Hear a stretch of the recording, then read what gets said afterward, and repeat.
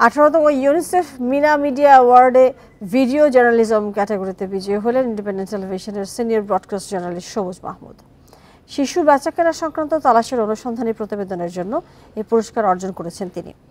সোমবার রাজধানীর হোটেল সোনারগাঁওয়ে এই পুরস্কার বিতরণের আয়োজন করা হয়। 18 বছর এবং তদূর্ধ্ব ভিডিও জার্নালিজম ক্যাটাগরিতে মনোনীত হন ইন্ডিপেন্ডেন্ট টেলিভিশনের 3 সাংবাদিক।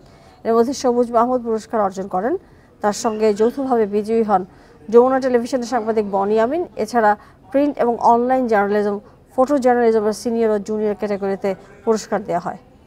প্রধান অতিথির বক্তব্যে স্পিকার শিরিন শারমিন চৌধুরী বলেন, সমাজে শিশু অধিকার প্রতিষ্ঠা, বাল্যবিবাহ বন্ধ করা, লিঙ্গ বৈষম্য দূর এবং জলবায়ু পরিবর্তন ইস্যুতে সাংবাদিকদের ভূমিকা গুরুত্বপূর্ণ ভূমিকা রাখতে হবে। বিকাশে কম খরচে ক্যাশ আউটের লিমিট বেড়ে 50,000, প্রিয় এজেন্টও 2টা। এমন অ্যাওয়ার্ডের মাধ্যমে সাংবাদিকরা তাদের ভালো কাজের মাধ্যমে শিশু অধিকার প্রতিষ্ঠায় ভূমিকা রাখবে।